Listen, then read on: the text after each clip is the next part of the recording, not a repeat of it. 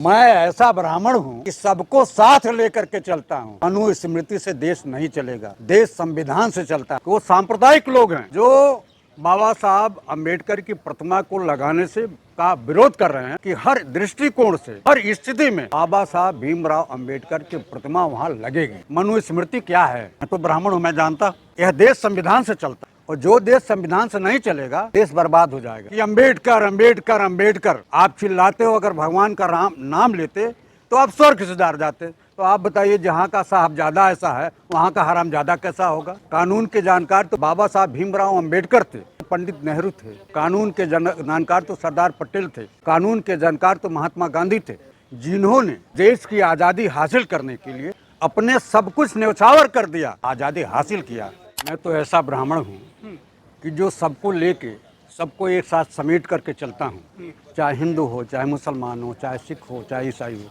सबको अपने साथ लेकर के चलता हूँ। और वहाँ जो वकील विरोध कर रहे हैं बाबा साहब भीमराव अम्बेडकर का, वो लोग निश्चित रूप से बाबा साहब अम्बेडकर की किताबों को पढ़े नहीं है। अरे सर, वकील है वो, काले कोट वाले। मैं आपको बता रहा हूँ, इस देश की आज़ादी वकीलों ने लिया है। इस देश की आज़ादी वकीलों ने सबको साथ लेकर के चला है। पंडित जवाहरलाल नेहरू एक नंबर के वकील थे, पंडित मोतीलाल नेहरू एक नंबर के वकील थे, महात्मा गांधी एक नंबर के वकील थे। फिर आपके सरदार पटेल, हाँ, जो हमारे हिंदुस्तान के गृह मंत्री रहे, ये सारे के सारे लोग टॉप रैंक के वकील हैं और इंग्लैंड में रहे, ऑक्सफोर्ड यूनिवर्सिटी पढ़े हैं। उन लोगों ने देश की आज़ादी को हासिल किया। लेकिन यह लोग निश्चित रूप से ये लोग आरएसएस से प्रभावित हैं। और वहाँ मैं आपको कहना चाहता हूँ कि इस देश का ब्राह्मण बाबा साहब भीमराव अम्बेडकर की प्रतिमा लगाने का विरोध नहीं कर रहा है। ये केवल चंद आरएसएस के समर्थक वकील कर रहे हैं। बाबा साहब को पढ़ाने लिखाने का काम ही एक ब्राह्मण ने किया था, तो ब्राह्मण इसका विरोधी नहीं है। मैं निश्चित रूप से आपके माध्यम से कहना चाहता हूँ कि वो सांप्रदायिक लोग हैं जो बाबा साहब अम्बेडकर की प्रतिमा को लगाने से का विरोध कर रहे हैं। मैं आपके माध्यम से कहना चाहता हूं कि हर दृष्टिकोण से, हर स्थिति में बाबा साहब भीमराव अम्बेडकर की प्रतिमा वहां लगेगी।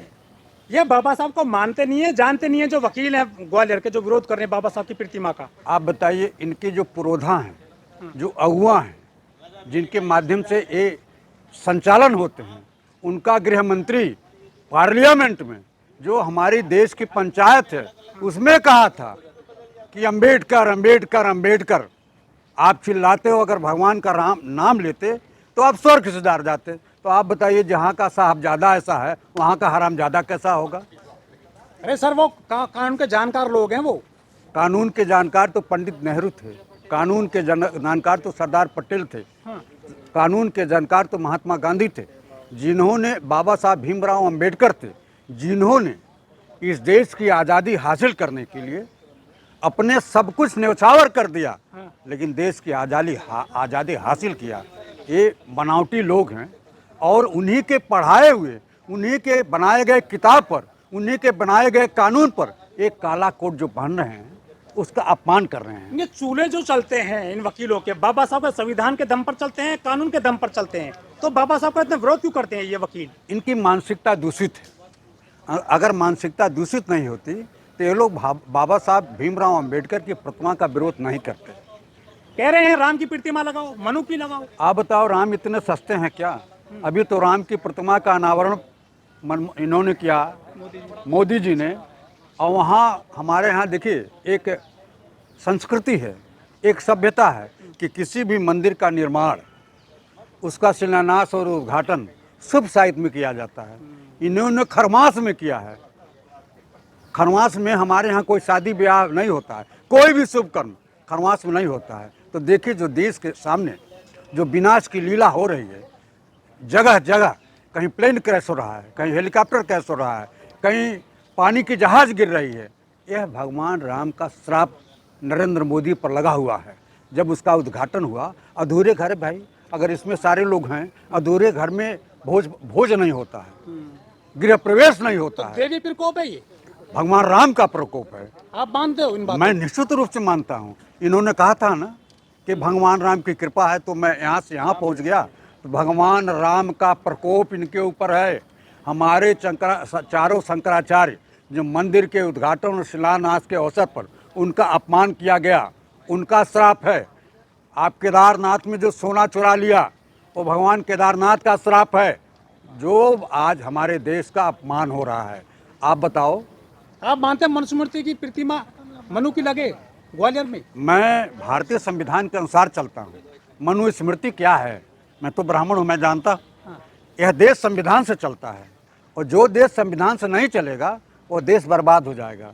किसी धार्मिक चीज़ों से देश नहीं चलता है। ये मजहब किसी दूसरे को बंटवारा नहीं करता है, धर्म किसी चीज़ को बंटवारा नहीं करता है। धर्म बताता है कि सबको लेकर के हम चलें। अगर कोई मुस्लिम भगवान राम की आराधना करे तो हमको क्या आपत्ति है? हम तो चलते हैं रास्ते में, कोई मजार भी मिल जाता है तो इबादत करते हैं, आस्था होती है। अब तो वकील वो ये कह रहे हैं कि बाबा साहब ने बनाया नहीं था संविधान, BN राव बनाए थे संविधान को। ये 75 साल बाद एकदम से कहाँ से आ गया जिन ये BN राव का कि संविधान उन्होंने बनाया था? इन्होंने जो RSS के लोग हैं, हाँ। यह लोग कहीं न कहीं किसी न किसी चीज़ में कमी लगाते हैं। पंडित नेहरू के बारे में, महात्मा गांधी के बारे में, सबके बारे में यह कोई न कोई अनर्गल आरोप लगाते रहते हैं। इंदिरा जी के बारे में यह कोई न कोई आरोप लगाते रहते हैं। पहले कह रहे थे कि हम संविधान को नहीं मानते, अब संविधान को मान रहे हैं तो कह रहे हैं कि लेखक इसके BN राव हैं, अम्बेडकर नहीं है। अब आपको बताऊं, भीमराव अंबेडकर जी ने जो संविधान बनाया, उसमें अमीर से गरीब, गुरबा, जो सड़क पर भीख मांगने वाले लोग हैं, अमीर गरीब सबके लिए वो संविधान है। महिलाओं के लिए भी, महिलाओं के लिए भी हिंदू कोड बिल लेकर आए। सही है आपकी बात, हम उससे इनकार नहीं करते हैं। अब तब की परिस्थिति रही है जब ये बिल आया, और आज की परिस्थिति यह है कि सबको साथ लेकर के आपको चलना पड़ेगा। बिना साथ लिए, चूँकि सबको साथ लेकर के इस हिंदुस्तान की लड़ाई लड़ी गई थी, चाहे हिंदू हो, मुसलमान हो, सिख हो, ईसाई हो, सभी लोग कंधे से कंधा मिला करके इस देश की आज़ादी हासिल किया था।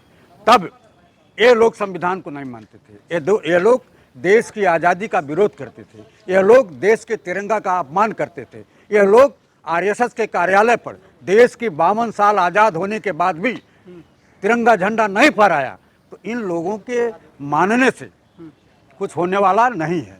यह कहीं न कहीं फिरका परस्ती की बात करते हैं। लेकिन इन्होंने एक विवाद तो खड़ा कर दिया है इस मामले को लेकर। निश्चित रूप से ये विवादित लोग हैं, ये विवादित लोग हैं, और समाज में नफरत का जो माहौल बनाया जाता है, नफरत की दीवार खड़ी की जाती है। मेन लक्ष्य इनका यही है कि सबको बांटते रहो, अपनी सियासत चमकाते रहो। मैं ब्राह्मण हूँ, और ऐसा ब्राह्मण हूँ, क्योंकि कुछ लोग ये कह रहे हैं कि मनुस्मृति आनी चाहिए।